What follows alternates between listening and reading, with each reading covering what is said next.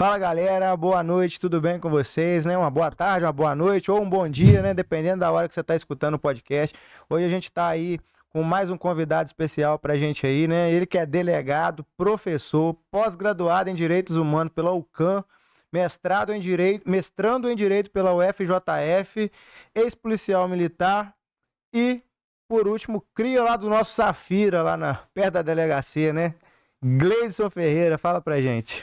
É isso aí, Boa Luan. noite. Boa noite, né? Um prazer estar aqui. Esperamos desenvolver um bate-papo legal aí. Prazer é todo nosso, irmão. Vamos lá, começando, né? Gleison, antes de tudo, a primeira pergunta que eu gostaria de fazer é quem é o Gleison fora da delegacia? Conta pra gente aí, fora do seu momento de trabalho, né? Eu sou o pai, né? O marido e o filho, né? Sou Geraldo lá do bairro Safira. A gente, né, já teve nossa convivência lá no Safira, na nossa infância lá no SESI, né? Passamos um aperto lá e eu sou um cara assim bem tranquilo. Eu me considero um cara muito tranquilo, apesar da nossa profissão ter um peso, uma responsabilidade, né? É, Mas eu sou um cara normal, né? Eu gosto de fazer esporte, a gente faz jiu-jitsu lá com você, né? Que é o nosso mestre. Gosto bastante de fazer esporte, academia, gosto de ficar com a minha família, sou um cara bem caseiro, assim, muito ligado à minha família, meus filhos, à minha esposa, a meus pais, sou um cara da paz. Maneiro demais, Gleison. Cara, da onde que veio essa vontade, assim, de se tornar da parte militar, da questão de ser delegado, né? Da onde que surgiu essa vontade, assim? Então, Luan, quando, né, lá no Safira ainda, quando a gente era mais adolescente, né? Eu sempre trabalhei desde novo, né? Então, assim, se eu me lembro, assim, com 13 anos eu já comecei a trabalhar. Eu comecei a trabalhei em confecções aí na nossa região. Depois trabalhei no escritório de contabilidade no bairro Safira, Luiz Adolfo, né? E eu sempre tive muito uma cultura, assim, de me espelhar em bons exemplos. E graças a Deus, eu tive pessoas próximas a mim, né? Que venceram na vida e eu me espelhava muito nelas. Então, chegou uma determinada época da minha vida que eu vi amigos meus, né? Que eu já admirava, né? Passando em alguns concursos públicos, concursos policiais, outros concursos a nível federal. E eu comecei a fazer o seguinte, assim, falar, poxa, se eles conseguiram, por que que eu não, né? Por que que eu não vou conseguir? Eu achava eles ótimos, mas também assim, eu Não não sou pensava assim. diferente, né? Eu falava assim, se ele deu pra eles, vai dar pra mim também, né? E aí eu parti para esse estudo do concurso, e eu já gostava dessa área policial, tinha uma admiração. Uhum. Mas antes disso ainda, né, só para exemplificar, eu lembro que eu estudava no estadual, né, e eu fui reprovado, cara. Eu não estudava nada assim no ensino médio, né? Uhum. Eu tive que depois fazer o SESEC, nem sei se existe ainda lá no São Francisco, que é tipo uma escola complementar e tal. E aí depois que eu fiz, quando eu passei na prova de soldado da Polícia Militar em 2010, eu não tinha o diploma de ensino médio. Aí eu tive que correr atrás do diploma de ensino médio, né, para apresentar na época do batalhão, que foi no batalhão de Moaçu, que foi onde eu me formei. Uhum. Mas isso veio de uma cultura, assim, de exemplos, né? De eu ver pessoas que estavam próximas a mim vencendo na vida, né? E eu querer mudar a minha situação, melhorar a minha situação, na verdade, né? A partir desses exemplos. E aí foi quando eu até hoje eu falo com meu pai, agradeço muito ele, porque eu lembro que eu trabalhava ali no Foto Candy, né? No centro de Muriaé. Uhum. E aí eu falei assim, eu acho que eu tinha 17 anos para 18, uma coisa assim, 17 para 18. Eu falei, pai, eu tô querendo estudar, tô querendo virar policial militar e tudo, o salário é melhor, as condições, só que eu preciso estudar o dia inteiro. Tem como eu ficar em casa? Tipo assim, né? Você vai pagar minhas contas? É... Aí ele falou, não, meu filho, pode ir. Meu pai sempre foi muito ponta firme, sabe? Ele falou, não, pode ficar em casa que eu seguro. E aí eu estudava igual um maluco, né? Porque eu falei, cara, se eu não passar, perdão da palavra, eu tô fudido. Porque, pô, meu pai tá segurando as pontas pra mim, aí vinha uma cobrança muito grande de mim, né? E aí eu fazia cursinho no 100, a época era o pré-concurso, né? Me Não lembro. sei se pode falar o nome, aí já falei. É, E aí, de dia eu estudava muito, cara. E aí Deus abençoou, eu esforcei e consegui passar nesse concurso da Polícia Militar em 2009 para 2010. Uhum. E aí tamo aí fiquei da Polícia Militar, fui pra Manhuaçu, né? Que é o 11º Batalhão, fiz um curso lá de 1 ano, preparatório. Aí já me forjou em outras situações, então assim, é uma situação também que eu sou muito grato à Polícia Militar, porque me preparou, porque acaba o curso ali criando alguns desafios que mostram que você sempre pode ir além, né?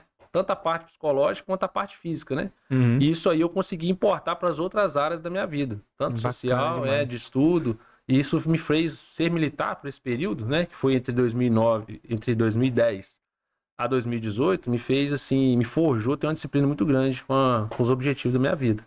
E aí eu passei essa carreira toda, fui pro Maçu, aí fui depois para Itabira, trabalhei na Polícia Rodoviária Estadual, depois voltei para morar em 2013. E aí continuei os estudos até depois, né, passar para delegado. Legal, maneiro demais, né? Você vê, né? A gente foi criado praticamente junto ali, né? Do mesmo lugar, aí assim, você vê, tem pessoas que ainda não acreditam, né? Que podem, né? Sim. E fica aqui o exemplo, né? É só ter vontade, né, Gleice? Querer que vai chegar, né, cara? Sim, exatamente. Quando eu leciono lá na Unifaminas, né?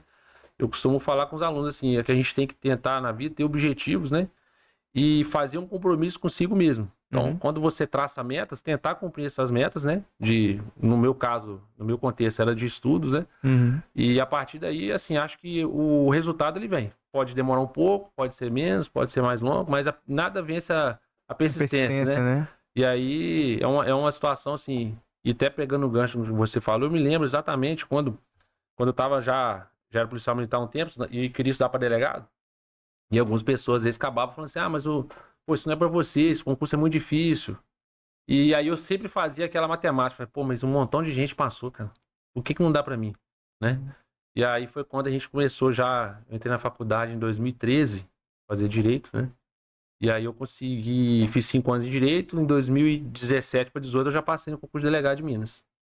Top, né? É, passei assim que formei. E foi um concurso extremamente concorrido. Meu concurso, foi mais, se eu não me engano, foi mais concorrido até hoje. Foi quando foram 28 mil inscritos para 70 vagas. E eu Caramba, fiquei em terceiro lugar geral. caramba. É, fiquei bem classificado. 03 o curso. É, Poxa, não posso 03. não. Top demais da conta. Graças a Deus. Meu irmão, qual que é o maior mito que as pessoas acreditam sobre o trabalho da polícia hoje? Que a polícia pode resolver tudo. E isso, eu passo isso no dia a dia e eu sofro com isso. Então, por exemplo, às vezes a gente tem situações que. Porque assim, a polícia é o Estado, né? E o Estado ele só pode agir com base no que está na lei. Então eu não posso ir além. Senão quem está cometendo crime sou eu. Uhum. Então, às vezes, você vê muitas vezes situações corriqueiras, né? Às vezes você tem lá pessoas tem um transtorno e começa a gerar alguns embaraços, que é a questão de saúde pública, por exemplo, né? E aí isso, por a polícia ser muito próxima da população, porque hoje você vai na delegacia ou você aciona a polícia militar, é só você ligar, só você ir à delegacia, você vai sempre ser atendido. Pode demorar um pouco, menos ou um pouco mais, mas você vai ser atendido. Então esse acesso ele faz muitas vezes acreditar que a polícia vai resolver tudo. Resolve quase tudo, mas não resolve tudo. Então acho que o maior mito seria esse. Da gente. E é uma frustração pessoal, que às vezes, que é esse caso que eu tava falando, né? Que foi até um colega que chegou na academia falando comigo, de um vizinho que tem um problema com o uso e consumo de entorpecente e acaba causando transtorno com algazarras, né? Tem uma parte muito pequena de crime, que não é nem crime, é uma contravenção penal, mas o problema maior é de saúde pública, porque querendo ou não, a questão do uso é tratado como doença, e aí você tem que partir para uma questão de saúde, internação, que não cabe à polícia. Uhum. E aí você explicar isso para as pessoas é difícil, porque elas acham muitas vezes que é má vontade. Quer que você resolve na hora, né? Eu queria ter esse poder muitas vezes, né, de resolver tudo, mas assim, a gente não consegue. Então acho que uma das maiores situações relacionadas seria isso. Entendi. O que mais te surpreendeu quando você entrou na carreira e não te contaram antes? Cara, assim, eu sou um cara tão, acho que grato, assim, eu não consigo lembrar de nada que foi desabonador, que eu poderia lembrar, mas assim, a questão da polícia tem uma certa, né, uma certa pressão, assim, o trabalho te causa um estresse, sabe?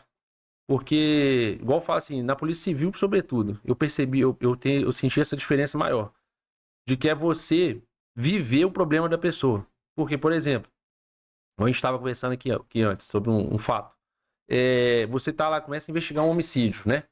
E essa investigação, você começa sempre você vai investigar os fatos, mas você conversa muito com a família da pessoa. Uhum. E aí, pô, você tem um serviço, né? 8 horas diárias, em tese é isso, apesar que a gente trabalha mais. Mas aí quando chega, por exemplo, 6, 7 horas eu tô em casa, eu tô pensando naquele caso que eu não resolvi ou que eu tô pendente, né? Continua a partir Então depois. assim, existe um ditado, você é polícia 24 horas, e muita gente acha que é mito, mas eu acho que não é mito, né? Então o que eu falaria que não me contaram era isso, que você realmente é polícia 24 horas, porque você acaba vivendo o trabalho ali intensamente. Muito embora você não esteja fisicamente no trabalho, mas mentalmente você sempre está ligado ao trabalho. E isso é um fator que eu acho que até as pessoas muitas vezes criticam, por exemplo, a previdência dos policiais, né? Ela é diferente. Então, assim, o policial ele aposenta mais cedo, né? Com relação às outras profissões. E justamente eu acho por essas questões mais específicas. Porque você não consegue se desligar do trabalho. E você acaba absorvendo muitos problemas. Porque, assim, você não vê, pela própria natureza da função, né? Policial não foi feito assim para ir em festa de aniversário, né? Churrasco. É só assim, homicídio, é roubo. É só problema, né? Então a sua carreira inteira ele dá com problema e essa a gente acaba absorvendo essas coisas. Não tem aquele interruptor pra você. Você não, é difícil você chegar em casa. Até você, quando eu chego em casa, até eu tentar desligar, já perdi lá 3, 4 horas, os meninos já foram até dormir. Aí já é outro dia de novo, já começa tudo de novo. Já era, já passou, né? E vamos que vamos. Falar em investigação, por onde que começa uma investigação quando há um crime, por exemplo? Então, Luan, cada crime ele tem um jeito de investigar, né? Eu dei aula na Academia de Polícia Civil sobre investigação em 2023 para a turma de escrivães, né? E eu falava muito isso. A questão da investigação, você tem uma parte teórica, que é o que você aprende na academia, mas a investigação ela é dia a dia. Então, assim, cada caso ele vai te ensinando o modo pelo qual você deve trabalhar, porque tem as suas especificidades, né? E isso te leva a fazer determinada diligência. Uhum. Mas, por exemplo, a minha área hoje, que é homicídios aqui em Muré, desde 2021, né? Você tem um padrão, né? É lógico que a gente não pode falar detalhes, mas o padrão que eu sempre falo é a polícia judiciária, ela deve investigar fatos e não pessoas, porque é através dos fatos é que chegam nas pessoas. Por que eu falo isso? Porque muitas das vezes você começa uma investigação, e isso é muito comum, investigações de crimes de pistolagem, às vezes mais complexas, que a autoria já não é tão definida, né? Uhum. E aí pessoas começam a falar assim, mas foi fulano de tal. Foi ele. E aí você fala o seguinte, mas por quê? Como assim? Foi ele? Tem prova? Tem tá consubstanciado alguma coisa? Não, foi porque foi. E aí começa todo mundo a repetir que foi. E aí se eu começar a investigar a pessoa, né? Ou seja, ir atrás dela, onde que ela estava no meio do fato, o que ela fez? E aí, ao final, quando eu vou lá e fico 6 meses investigando, eu falo, não é ela, porque ela não estava lá em tal lugar, etc. Eu perco muito mais tempo se eu investigar o fato. Pô, se o crime foi aqui no Porto, vão partir daqui, o cara foi para onde, veio de onde, e através desse fato eu chego na pessoa. É muito Já mais vai rápido, diretamente né? ali no... Além de evitar uma questão, assim, porque você ser investigado é um constrangimento legal, né, cara? Assim, não é que é ilegal, é um constrangimento que acaba tendo a pessoa se sujeitando quanto à investigação. Então, quem lida com isso, eu acho também, assim, a gente busca isso, tem uma prudência. Uhum. Porque a gente sabe que é ruim, né? Você ser investigado, embora eu nunca fui, a gente imagina que seja, ter polícia, pessoa que trabalha, honesta, não deve, né? Sentir esse constrangimento. É chato, né? É natural, mas é chato. Então a gente busca ser o mais profissional possível e sempre partir dessa lógica investigativa. Investigue fatos e não pessoas, porque é através dos fatos que chegam nas pessoas. Top. E o que pesa mais numa investigação? A tecnologia ou o trabalho na rua? Luan, eu falo assim, a investigação ela é multidisciplinar, porque você tem questão tecnológica hoje, né? Mas você tem a questão de rua também. Então, tem determinadas diligências que você precisa até, com relação à equipe, por exemplo, você precisa de policiais que têm perfil de rua, que são informações que você só vai conseguir na rua, né? E essas informações, muitas das vezes, né? Sobretudo quem tem relacionado à investigação, ela pode vir de diversas fontes. Então, eu falo assim, desde o padre ao traficante, a depender da situação. Porque a investigação é muito aberta. Então, o bom investigador, no modo geral, é aquela pessoa que transita em todos os setores da sociedade. Seja do mais baixo ao mais alto, do mais escuro ao mais claro. Certo? E, além disso, né, paralelamente, hoje você tem uma questão tecnológica muito grande que auxilia as investigações. Né? A gente não tem o hábito de passar detalhes, porque senão fica difícil depois, né? Já não está muito fácil, né? E aí você acaba antecipando a situação, mas é um conjunto, eu diria que é um conjunto. A gente precisa de todas essas situações, tanto da situação que a gente faz de rua, que é as diligências de rua, tanto tecnológica. Eu acredito também que a tecnologia não só ajuda, mas também atrapalha, né? Com essas questões de rede social e tudo, né? Acaba atrapalhando um pouco o trabalho de vocês também, né? Então, hoje, a gente, assim, as pessoas, em geral, elas pensam que a rede social é terra de ninguém. Uhum. Tem hora que eu acho isso bom, às vezes, porque assim, porque não é terra de ninguém.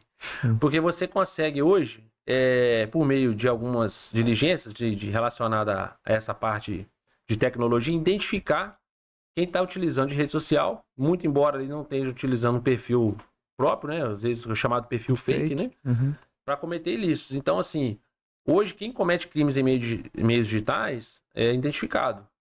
Pode ser mais complexo ou menos complexo, a depender da engenharia que a pessoa está praticando ali para utilizar aquele perfil para determinados crimes ou não. Entendi. Topzera demais. Existe um caso que você nunca esqueceu? Ou ele te ensinou alguma coisa assim? Cara, são tantos. O que São marcou, tantos. assim, a sua carreira? Que me ensinou. Todos me ensinaram algo. Todos me ensinaram algo, sabe? Mas teve um que eu acho que aqui em Muré foi que deu foi um das que assim, teve maior repercussão na cidade, que foi o homicídio da Nayara, lá na Barra. Que era um policial militar, depois que a gente prendeu ele, que era primo dela, né? Uhum. Que acabou ceifando a vida dela, já foi condenado em ser público. Foi um dos casos que mais me ensinou, porque foi aquilo que eu te falei um pouco antes. Quando a gente chegou lá no local, lá na Barra, né? Aí ela foi socorrida, etc. E quando eu conversei com ela no hospital um pouco antes dela ser internada, no outro dia, 2, 3 dias depois ela veio falecer. E quando a gente começou as investigações, vieram várias informações, inclusive de quem era investigado, depois foi investigado e preso, né?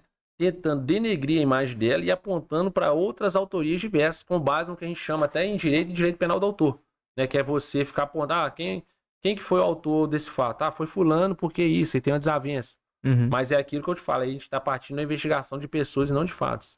E aí eu já tinha isso comigo, essa forma de trabalhar, né? E aí a gente começou as investigações ali. Eu me lembro que uma das primeiras diligências, que foi o levantamento de câmeras, né? A gente começou no dia do fato e acabou ela 7 dias depois. A gente começou no levantamento de câmeras em Muriaé e terminamos lá em Viçosa. E aí achamos o carro, né? Que esse autor, posteriormente depois condenado, utilizou. E aí começou tudo a se aclarar na investigação. E eu lembro assim, eu toda vez que tem uma investigação mais que eu tô trabalhando, muito complexa, e que tá um pouco difícil, eu faço umas orações, rapaz. E nessa, eu lembro direitinho, eu pedi a Deus muito. Eu falei assim, não, tá difícil e a responsabilidade é muito grande. Por quê? Era uma mulher, né, que morreu em seu local de trabalho. Então isso é muito grave. 8 horas da manhã, na Barra, né? Então a responsabilidade, as cobranças, as cobranças naturais, né? Ministério Público, da própria sociedade e tal. E a responsabilidade em cima dos nossos ombros e da equipe dos policiais que estavam no homicídio era muito grande. E aí a equipe nossa, com muita persistência e muita coisa, fazia você desistir, querendo fazer você desistir, porque você vai pegar a câmera, por exemplo, a gente estava em Ervalha para pegar a câmera, a gente chegava lá 11 horas da noite descaracterizado. Aí você chamava para a pessoa para olhar uma câmera, até você convencer para a pessoa que você era polícia, era quase 2 horas para entender.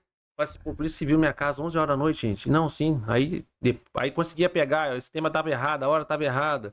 E a gente persistindo naquilo, né? Eu lembro até hoje que eu liguei pra minha mãe e falei, mãe, ó, coloca esse caso aqui no grupo de oração da igreja, porque esse aqui tá difícil pra caramba. E aí, assim, mas depois o Papai do Céu abençoou e tudo correu muito bem. E é isso. Mas assim, esse foi um dos casos, mas são vários. São vários e são casos, assim, surpreendentes, né? Da gente, às vezes... E outra coisa, né? Desses casos, que eu percebo, é você nunca comprar a verdade do jeito que ela chega. Ou a suposta verdade, né? Porque já teve caso da gente, assim, a pessoa que tá ali do seu lado te ajudando na investigação, ser o autor do fato, né? E já chegou a prender uma mulher aqui uma vez no enterro do marido dela, que ela mandou matar, né? Caramba. Então são situações, assim, que você sempre fica desconfiado de tudo, né? Uhum. Eu acho que Você acaba ficando um pouco sozinho, né? Não dá pra confiar em todo mundo, né? Você sempre faz um filtro, né? A pessoa fala alguma coisa com você, e aí você, às vezes, tem que, né, compreender, ouvir, mas depois você começa a assimilar tudo. e olhar tudo de cima, né? Que é um quebra-cabeça. Fala assim, mas isso aqui que ela tá falando tá estranho, o comportamento dela tá diferente, né?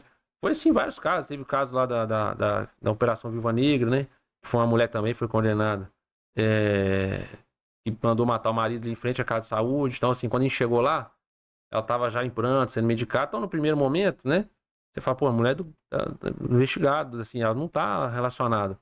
Aí depois você começa a notar alguns comportamentos que você fala, pô, mas não tá Não batendo tá isso. batendo.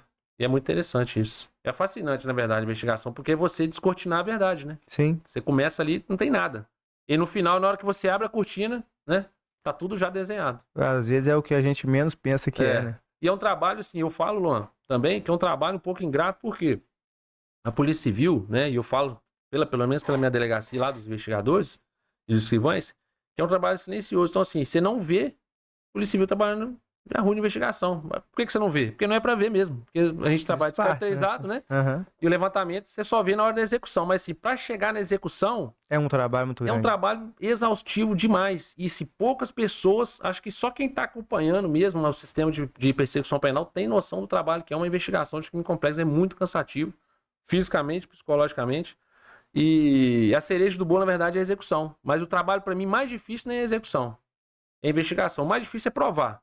Porque efetuar a prisão, assim, tem as questões específicas de operação policial, mas para mim é o mais simples hoje.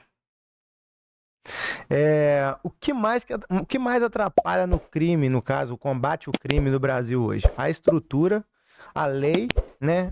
Leis ou a cultura da sociedade? Luan, eu brinco assim, não tem resposta simples para problemas complexos, né, cara? E criminalidade eu acho que é uma delas.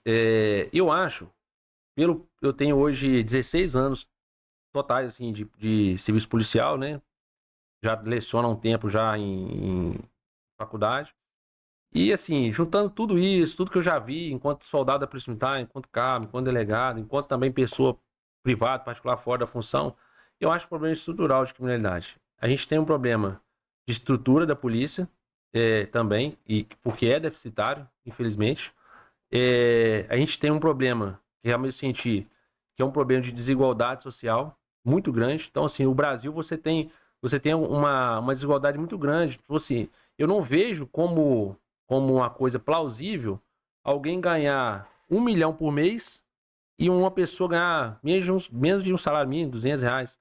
Não nada, para mim, isso nada justifica. Não é questão de mérito, sabe? E essa desigualdade, para mim, ela é o maior impulsionador da criminalidade. Eu falo isso porque eu falo do combate ao tráfico, por exemplo. Quando eu comecei na polícia, eu tinha uma cabeça. Aí você vai passando o tempo, né? Você vai vivendo, vai repetindo as coisas, né? Hoje, por exemplo, o tráfico é o maior impulsionador de crimes, né? Que é o comércio ilegal de drogas ilícitas. Quando você olha a camada de baixo do tráfico, que é o que você vê, que é o tráfico a varejo, né? Uhum. Geralmente pessoas mais novas, adolescentes, até menores de idade mesmo. Quem tá ali, o cara tá ali numa espécie de cultura de repetição. Eu falo isso com bastante tranquilidade. O ambiente, É o né? ambiente. Então, assim, eu lembro que eu prendi uma vez um adolescente que eu cheguei a disparar na direção dele. A gente foi fazer uma incursão no bairro, eu já estava como delegado da Polícia Civil, e a incursão era para um homicídio. Aí a gente foi descaracterizar no bairro, tinha esse adolescente, que é como se fosse um soldado do tráfico, armado, com a arma para baixo, né, um revólver, e mais o pessoal que vende a droga atrás dele. Então, assim, ele estava fazendo a segurança. Como a gente estava muito próximo já, e ele com a arma para baixo, já com a arma já tinha sacado a arma, e aí a gente já desceu, eu dei o disparo nele, não acertou nele, ele deu um disparo em mim também, não acertou, e correu.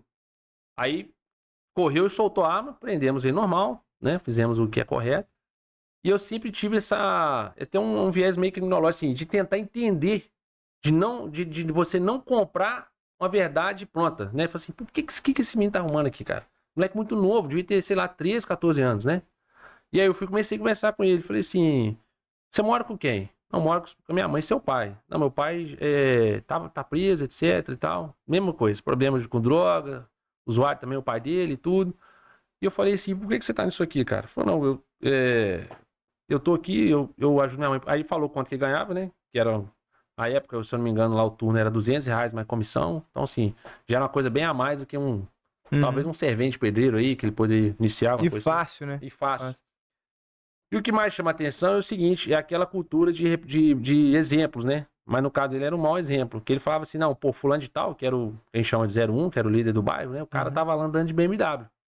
Então na cabeça dele, ele tava entrando numa empresa, né? Que ele ia chegar lá um dia. É, você entendeu? Entendi. E aí, assim, é questão de referência. E aí, o que eu penso sobre isso? Falo, pô, é possível eu exigir desse cara que nasceu nesse lugar, tendo essas referências, essa estrutura, que ele se comporte igual ao meu filho, que teve outra base, outra estrutura, outro convívio? Eu acho que não. Acho que é injusto, né? Não que ele não tenha que ser responsabilizado, mas a gente tem que parar de ser simplista e tentar entender, falar, mas por que ele foi para esse caminho?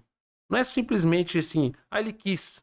Não, será que ele quis? Qual que foi a formação dele, né? Muita coisa em É volta muito complexo, ali. cara. Então, assim, toda vez que a gente fala de criminalidade, é lógico, você tem outros tipos de criminalidade. Criminalidade de colarinho branco, né? Que são grandes criminosos, que estão no andar de cima. Aí a questão criminológica já muda. Mas a criminalidade, na verdade, que incomoda a sociedade, é a criminalidade, assim, mais pobre. Porque são aqueles criminosos, são vícios, né? Geralmente são mais violentos, diretamente, né? E são eles que chamam mais atenção. Mas, na verdade, assim, eles monetariamente nem atingem tanto assim, a questão criminológica mesmo, porque são violentos, mas não tem tanto retorno financeiro. Entendi. Na verdade, o retorno deles é mais de cadeia mesmo. Eles querem chegar lá, mas não tem capacidade, mas, né? assim, eu acho que eles nem veem isso, né? É tão complicado, assim, igual essa questão mesmo de tráfico, tem um livro que eu li uma vez, chama Direito Penal da Guerra às Drogas. De um juiz do Amazonas, Luiz Carlos Valois, escreveu. Eu li esse livro, assim, a gente pode concordar ou discordar do estudo dele. Mas só para finalizar essa parte e contextualizar, ele fala, eu não uso droga, nunca usei. Ele fala sobre a criminalização, por exemplo, da maconha. E aí, ele é a favor de não criminalizar. Porque na visão dele, no estudo dele, a criminalização, ela acaba criando um mercado paralelo, que é o tráfico de drogas. Sim. Né? Porque o tráfico de drogas é uma coisa essencialmente capitalista. Porque não tem concorrência, entre aspas. E porque os concorrentes que tem, eles matam, né? Porque não tem outro caminho. É muito rentável, né? Mas o que ele fala, por exemplo, que... É só um raciocínio que ele faz, né? Não vou aprofundar muito. Mas, ontologicamente ou cientificamente, maconha é droga. E álcool também. Sim. Por que maconha é proibido e a cerveja e álcool é liberado? Cerveja, e aí ele começa a falar, entre outras coisas, a questão social. Por quê? O álcool ele é aceito por uma determinada camada social e a maconha não. Geralmente quem usa maconha está numa camada mais baixa. E aí tem uma questão de preconceito social e tudo. Tanto é que você vai numa praça, por exemplo, se você vê alguém bebendo, geralmente você não se incomoda. Sim. Você fala, tá bebendo, é natural. Mas é droga. Aí se você vê um cara fumando, você já fica assim, pô, o cara tá fumando maconha aqui e tal. Não que eu seja a favor, sou contra. Explico para meus filhos, não quero, sempre falo para eles não fumem, não façam, né? Mas essa questão da proibição é bem complexa. Se a gente começar a falar aqui, é uns 10 podcasts só para falar disso aí. O álcool, ele tem um nível de morte muito grande em cima dele por ano, né? Muito maior, assim. Causa uma dependência gigante. Porque ele tá muito fácil acesso, né? As pessoas acessam muito fácil ele, né? Propaganda, cara. Cerveja toda hora. Verdade. Isso acaba facilitando, né? Sim. Até a questão dos menores, né? Sim. Quem não foi de menor, né? Antigamente fazia isso, né? Sim. Não tem jeito. Cara, qual que foi a maior frustração, no caso? Qual é a maior frustração de quem investiga um crime? Não solucionar esse crime. É a maior frustração, eu acho. Fica aquela coisa roendo assim? Fica tipo assim, um famoso gosto de guarda-chuva na boca, né? Você parece que você tá com alguma ferida aberta, né? A gente, assim, lá na homicídios aqui em Muré, graças a Deus, de 2021 pra cá, o nosso percentual de apuração é muito alto. Muito alto mesmo. Eu acho que deve... Do departamento de fora, eu tenho certeza que é o maior. De Minas, se não for maior, tá batendo entre os maiores em relação à apuração. Isso é bem... Quando a gente chegou em Muré em 2021, a gente tinha aí uma média de homicídio consumado bem alta em Muriaé, né? Então, paulatinamente, isso foi reduzindo. Então, hoje, praticamente, você tem homicídios pontuais, que são aqueles homicídios ocasionais, a pessoa tá bebendo, brigou, deu facada, por exemplo. Esse tipo de homicídio são homicídios simples, que a gente fala. Por quê? Como foi uma coisa ocasional, a apuração é bem mais simples, todo mundo viu, né? Foi em lugar que é visto por todos, tem câmera, é tudo mais tranquilo. Agora, aqueles homicídios relacionados, por exemplo, à guerra de tráfico de drogas, a facções, que é uma realidade aqui em Muré, ele veio diminuindo mais, que é os homicídios que são um pouco mais complexos. Então, assim, a gente já pegou um homicídio aqui, um não, vários, né? Mas, assim, a gente prendeu o cara, que o cara era pistoleiro, o cara veio de Alagoas pra matar um cara em Muré, Nossa. né? Então, pra você ver a complexidade. O trabalho que deu, o outro era do Mato Grosso, por exemplo, né? Caras de outras regiões vinham, e isso é um dificultador. Então, o cara vinha de fora, matava e sumia. E aí ninguém sabia, né? E aí a gente conseguiu estancar isso, porque a gente prendeu bastante, assim, essas pessoas que eram realmente dedicadas a matar pessoas, né? Para as organizações, a gente conseguiu prender bastante gente, prender mandantes, estavam foragidos. Tem alguns ainda para serem localizados. Eu acredito que isso foi uma resposta bem efetiva e que conseguiu controlar um pouco dessa violência que estava em Muriaé. Entendi. Topzera demais. Isso aí é bom para esclarecer para a população que muitas vezes elas não ficam sabendo, né? Dessas questões que foram efetivadas, né? Sim. Irmão, o que que a população pode fazer de forma prática para ajudar mais a polícia hoje? Na sua opinião, né? Sim.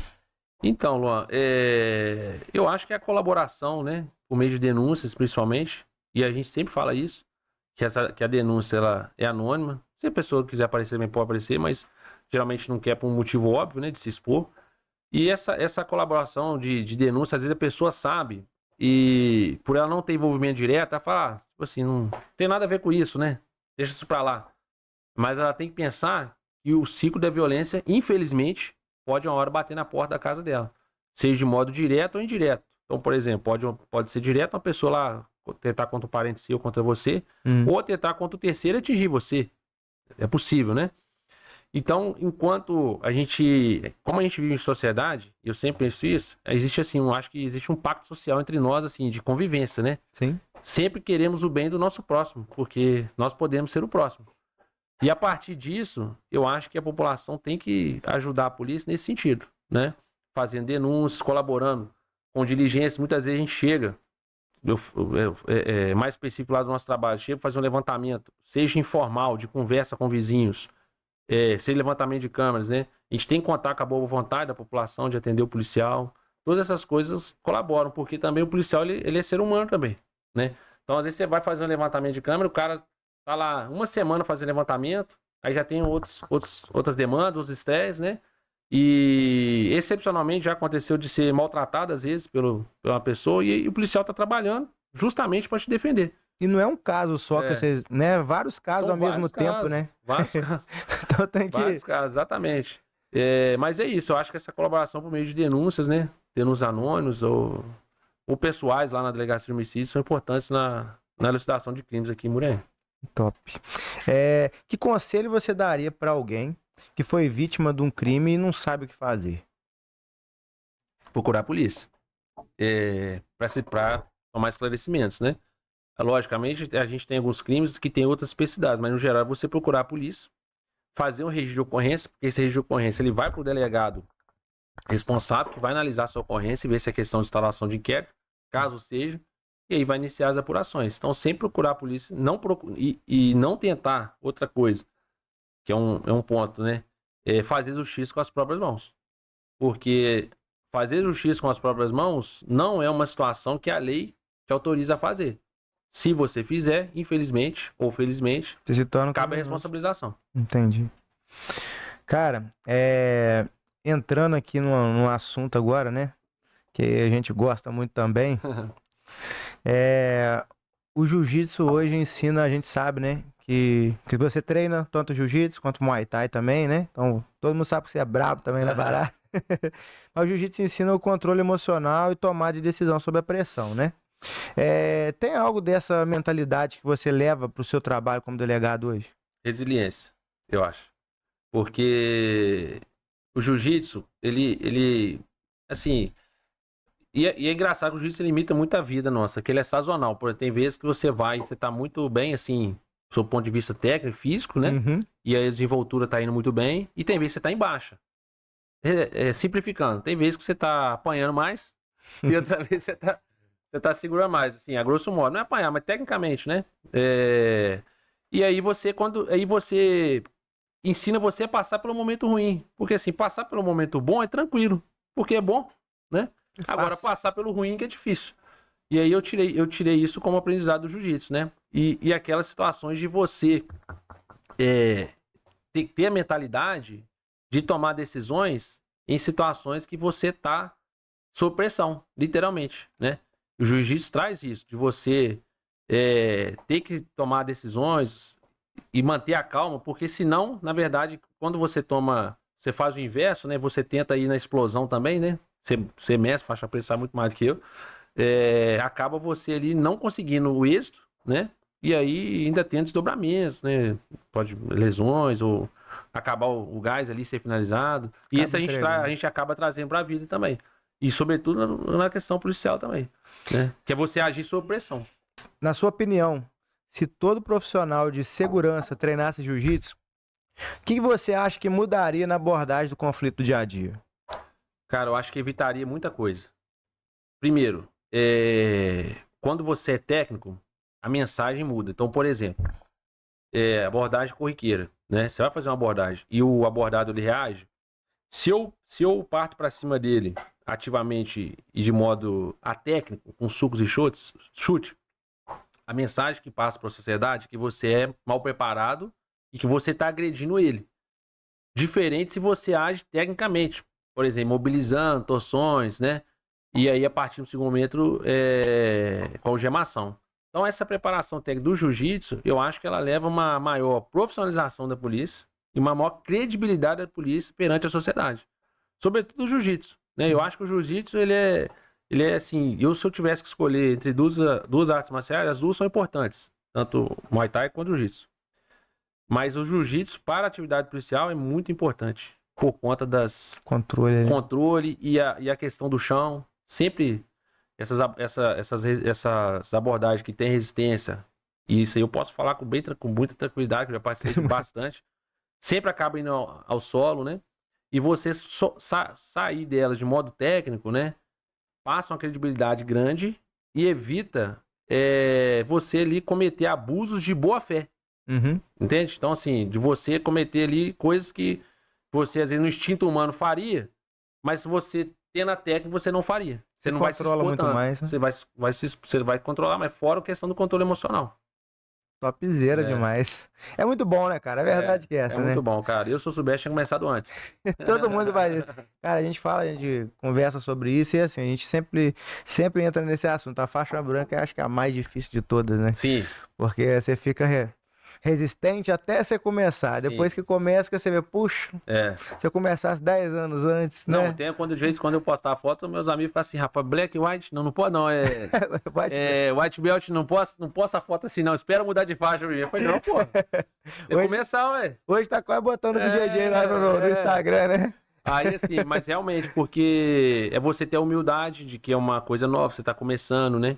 E é outra característica do jiu-jitsu, né? Muito bacana, né? A gente vê como é que ele tá se expandindo, tá entrando nas carreiras, né? Sim. Tanto militar, né? Até agora também tá entrando nas empresas, né? Sim. Os grandes CEOs aí também tá adquirindo isso daí, tanto para essa questão de controle emocional, né? Da resiliência ali. É muito bacana ver esse esporte crescer do jeito que tá crescendo, né? Às vezes, já houve épocas que ele foi desacreditado, né? Por algumas ações de alguns que passaram do limite, né? Acharam que era pra briga e hoje a gente ganhou essa credibilidade, a gente tá conseguindo chegar em patamares muito maiores aí, né? Sim. Bacana demais ver isso valorizar, né, cara? Bacana demais. E chegar até vocês também ajudando no trabalho do dia a dia, né? No controle dessas ocorrências aí. Sim. Muito maneiro. Tenho mais duas perguntas para você aqui. Uma é o seguinte: qual é o erro mais simples hoje que faz as pessoas caírem em golpe? Promessa de ganho fácil. É o primeiro. E isso eu vejo muito na prática, eu respondo também, além do homicídio, eu tenho outra delegacia, a delegacia de Mirador, né? E lá eu já pego tudo, é clínica geral. Promessa de ganho fácil hoje eu acho que é uma das maiores causas de estelionato, porque a característica do estelionatário, ele cria uma facilidade para atrair a vítima, né? E aí a pessoa acaba caindo. Então, assim, golpe do LX, né? Que ele clona o anúncio. Esse golpe do LX ele deve ter, Muitos por anos. baixo, uns 10 anos. Aham. E sempre tem alguém caindo. E aí é sempre isso. Aí o cara clona o anúncio, aí o carro era 40, ele anuncia por 20. E ainda divide de 6 vezes. Nossa, mãe. E aí a pessoa acaba caindo naquela situação. Outro golpe que a gente vê muito, né? Igual a gente tem golpe do falso soldado americano, que aí já são questões passionais, né? Que são pessoas, às vezes, que estão em situações, assim, mais delicadas emocionalmente, às vezes, tá passando um momento na vida difícil, estão mais suscetíveis a isso, né? Uhum. E aí esses golpistas, eles se passam por pessoas, por meio de rede social, né? Montam lá perfis fakes, começam a se relacionar virtualmente e chega a determinado momento, começa a pedir dinheiro, né? Não tô saindo aqui de Estados Unidos para o Brasil, eu preciso de 100 mil reais. Aí a pessoa vai lá e faz um Pix. Mas antes disso tem uma preparação. O cara não vai, no primeiro dia que ele conversa com a vítima, ele não pede 100 mil reais. Ele conversa hoje, conversa amanhã, aí Pega confiança. vai pegando confiança, manda foto, etc. Então acho que hoje as duas questões são essas. A promessa de ganho fácil, infelizmente, é o que a gente chama no direito de torpeza bilateral. Uhum. O que seria isso? O estelionatário tem a má fé de querer tirar seu bem. Uhum. E você tem a má fé de se dar bem porque o negócio está muito bom. Uhum. Então desconfie de negócios muito bons, né? Aí, com sede demais, não. Sempre dê um passo atrás, né? Prudência, né? Pergunte. Às vezes a pessoa tem menos conhecimento, menos cultura, menos acesso. Procure pessoas que nunca faça nada muito rápido, inopinado, né? Porque aí o golpista, ele chega um momento que ele começa a insistir demais. Não, tem que ser agora, senão vai perder a promoção de não sei o quê. Aí a pessoa tem que ir lá e conta até 10, respira, fala com o filho, com o pai, procura a polícia civil, polícia militar, para checar se aquela situação não é um golpe. Essa questão dessas clonagens de número. Ai, pai, eu tô precisando de R$ 1.000 aí e tal. Tipo assim, né? Qual que é a solução para esse crime? Porque a gente vê isso acontecer direto, né? E já até aconteceu, né? Com meu sogro, já aconteceu isso, de uma conhecida dele. E, poxa, a gente fica sem saber, né, o que fazer. Aí você vai ver o cara lá da Bahia, né? O que dá para fazer é somente fazer a ocorrência e... Então, Lô, assim, inicialmente você tem um protocolo se for WhatsApp, né? Você tem um protocolo do WhatsApp que você consegue... porque tem que ver qual tipo de clonagem que é. Porque existe a clonagem seguinte. O cara clona seu terminal e aí o seu WhatsApp fecha e abre no celular dele. Sim. Geralmente isso acontece nas fraudes dentro da operadora. Então o cara tem um contato dentro da operadora, ele consegue lá, ele faz tipo um extravio, uma segunda via do seu terminal, pega o seu terminal do Luan e habilita em outro chip, e esse chip é do golpista. E ele vai e habilita esse terminal no telefone dele. Seu WhatsApp vai fechar. Essa é a pior clonagem que tem. Porque você fica sem nada. E tem o cara que só, com um número diferente, pega a sua foto e se passa por você. Se for a primeira, você tem um tipo de um protocolo WhatsApp para fazer e também na operadora. Aí você tem que ligar para a operadora, registrar o fato, eles vão terminar com essa linha e ativar a sua linha novamente para você. Aí quando eles ativam a sua linha para você, a linha do golpista é fechada. Entendi. Certo? Na segunda hipótese, em que o terminal não é o seu, mas a foto é a sua e ele se passa com você, aí também tem um protocolo WhatsApp. Você vai denunciar a conta e vai comunicar por meio de boletim de ocorrência à polícia. E aí o delegado vai fazer um ofício pro Instagram mandando derrubar aquele WhatsApp. Entendi. É isso. Entendi. Cara, se você pudesse deixar uma mensagem para quem tá ouvindo agora sobre segurança e cidadania, qual seria? Cara, sobre segurança e cidadania, primeiro, educação. Eu acho que, assim, parece até clichê, né, que educação liberta, mas sim, dá mais pessoas que veio da realidade igual a nossa, a educação é libertadora. Tanto pro aspecto social, de visão de mundo, tanto para outras questões, né, profissionais e etc. E da gente ter sempre mais, assim, empatia com o próximo, sabe? De não julgar as pessoas sem antes saber o motivo pelos quais elas se encontram naquela situação. Eu acho que seria isso. Topzera demais. E a última pergunta que eu deixei de fazer no começo aqui, mas da onde surgiu a ideia de você dar aula hoje, né?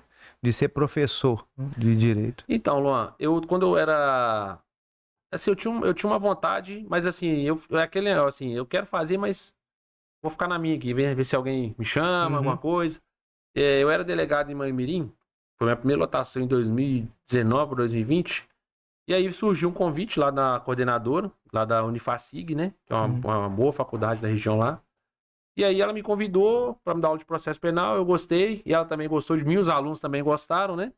E aí eu comecei a dar aula e acabei me apaixonando. Se descobriu. Me descobri, porque assim, você aprende todo dia, Sim. se renova, se mantém atualizado, e é muito bom você também professor sabe disso, Sim, né? sim. Você transmitir conhecimento é uma realização de que você se realiza no outro. Por exemplo, o cara chega lá no jiu-jitsu, né? Não sabendo nada. E aí depois você vê a evolução, você fala assim, pô, que Legal, bacana, né? cara. O cara tá evoluindo porque eu passei isso, e o cara seguiu, né? Tem o mérito dele e tem o Sim. mérito do professor também, né?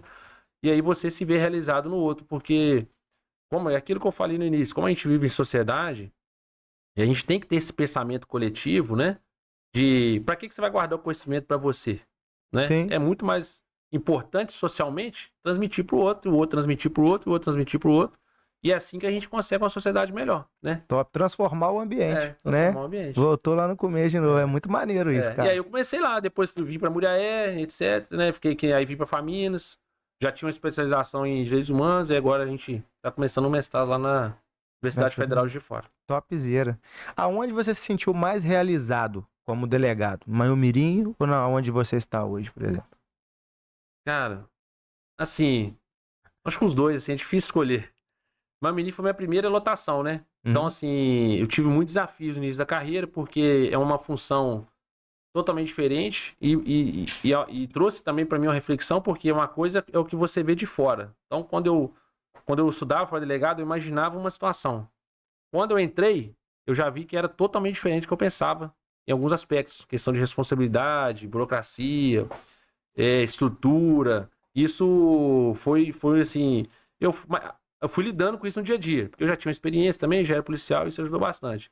E Manhumirim me marcou muito, porque eu cheguei lá, a delegacia não tinha estrutura, então eu tive que correr atrás para reformar a delegacia. Então eu tinha um papel de delegado operacional, mas também administrativo. Eu tinha que gerir lá um recurso humano que eram excelentes policiais, mas estava uma relação entre eles desgastada. Aí eu consegui restabelecer a amizade, o vínculo entre eles, e aí tudo começou a fluir melhor. E quando eu cheguei lá em outubro, 20 dias depois, teve um sequestro lá da família do gerente do Banco de Manhumirim. Que era, na época, a gente chamava de sequestro de sapatinho. Que é quando os sequestradores vinham, pegava a família do gerente, levava para o cativeiro, liberava o gerente para o gerente pegar o dinheiro e devolver para eles. Não era aquele sequestro, naquela situação que os caras chegam no banco com fuzil, botando arma e tal, por isso que é sapatinho. E aí eu lembro até hoje que eu fiz uma visita nos bancos lá, né? Conversei com todo mundo e tal, deixei meu telefone, se precisar de alguma coisa e tal. E aí eu com 20 dias arrumando a casa ainda, um gerente me liga que a família do fulano de tal aqui foi sequestrada. Tem como você vir aqui na agência? E eu lembro, e aí foi aquela correria, né? Mas assim, isso me marcou muito, porque eu lembro que a gente conseguiu estourar o cativeiro lá em Contagem. Caramba! Estourou o cativeiro em Contagem, liberou a família do cara, prendemos algumas pessoas, né? Então, assim, foi um serviço muito gratificante e me marcou, que eu falei assim, pô, já com 20 dias já tá assim, eu fiquei pensando, né? Com 20 dias já tá assim, você imagina depois, né? Como é que vai ser? E aí foi assim, cara, e depois vim pra Murena Homicídios, né? E aí homicídio, não tem nem o que falar, a equipe nossa lá, assim, igual uma família, né? A gente, às vezes, vive mais na delegacia que na própria casa. E também todo mundo, assim, eu sou muito abençoado, cara, porque, assim, a gente tá tudo na mesma voltagem, sabe? Tá todo mundo no 220 trabalhando no full mesmo. E os casos a gente celebra, assim, quando tá tudo certo, que a maioria das vezes, como se fosse a final de Copa do Mundo. Então isso é muito bacana, cara. Você vê essa realização. É uma coisa, assim, extra profissional, é do pessoal mesmo. Porque, assim, o policial pode ir lá cumprir o horário. Se ele elucidar ou não, assim, financeiramente é da mesma coisa. Mas você vê o comprometimento é tanto que a gente torce pra coisa dar certo e quer que dá certo e corre atrás pra dar certo. Um ajuda o outro ali. Então, assim, os dois acho que me marcaram bem. Maneiro demais. Deixa um recado agora para quem está estudando com a intenção de entrar para a polícia, entrar para ou a Polícia Civil ou ser delegado, né? Para essa galera nova aí. Dá um recado, né, pra gente. Então, o que eu falo geralmente até para meus alunos é o seguinte: quanto antes você consiga decidir o que você quer, mais rápido você vai chegar, porque existe um caminho. E eu acho que isso é natural. Então, se eu quero ir para determinado lugar e eu decido isso com antecedência, e eu começo a caminhar antes, você vai chegar mais rápido. Sim. Se você demora para escolher, o caminho vai demorar, porque alguém escolheu antes e já está caminhando antes de você. Então, estudo é isso, estudo é constância, né? Então, o que eu quero dizer com isso? Ó, se você quer estudar para carreira de delegado, quem é empreendedor do direito, delegado, juiz promotor, então se você já escolhe, já começa a estudar, se programar e tenha disciplina, tenha compromisso com você. Então, o meu exemplo, eu trabalhava enquanto policial militar, mas eu tinha um compromisso comigo, falava, eu tinha que cumprir determinado cronograma de estudo por dia. Então, às vezes, por conta do serviço e da faculdade, o tempo encurtava. E aí, o que eu fazia? Eu dormia 3 horas por noite, cara. E pra mim era natural. Eu não ficava assim, eu dormi 3 horas. Cara, tipo assim, o problema é meu. Ninguém, no mundo real, ninguém tem dó de ninguém. Então, se você não se sacrificar com suas condições ali e ficar deixando de observar a dificuldade e buscar a solução, né? Você não vai sair do lugar. Então é isso. Trace um objetivo, comece a caminhar, tenha disciplina e compromisso com você mesmo. E outra coisa, renúncia. Porque não dá pra você fazer as mesmas coisas achando que você vai mudar. Porque não vai, cara. Se você fazer as mesmas coisas achando que vai mudar, você não vai. Você vai continuar na mesma situação. Tem que aumentar o sacrifício. Senão não tem jeito. Tem que aumentar o sacrifício e de forma organizada. Porque também, senão você fica perdido, né? Você fica assim, quando tudo assim, eu acho que eu não sou organizado, mas até que para estudo eu consegui ser. Mas quando as coisas estão organizadas, você vê que flui melhor. Você consegue enxergar com mais clareza que a coisa tá andando. Do que você tá desorganizado e tocando o barco. Acho que isso é para tudo quase isso, né? É para empresa, é para estudo. Então a organização é primordial. Disciplina, organização, objetivo e traçar o objetivo e ter compromisso com você. Então, só para finalizar, eu lembro, assim, claramente, eu era casado já. Às vezes chegava alguém lá em casa e me visitar, alguma coisa, e era a hora de eu estudar. Eu chegava, dizia minha mãe, pô, mãe, benção, pai e tal, tudo bem, boa noite e tal. Ia pro quarto estudar, cara.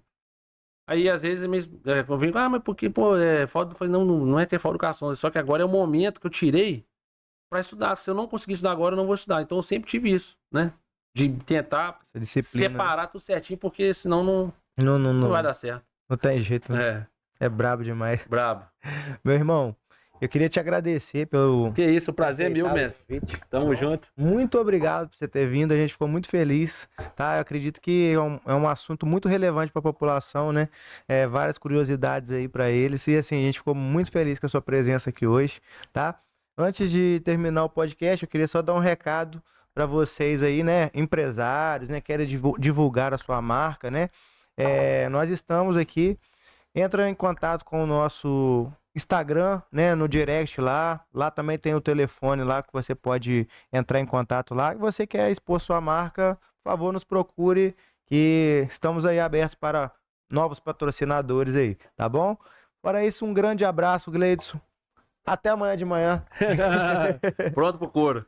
Muito obrigado, tá, Galão, eu que agradeço, é um prazer estar aqui, né? Você é uma referência pra gente.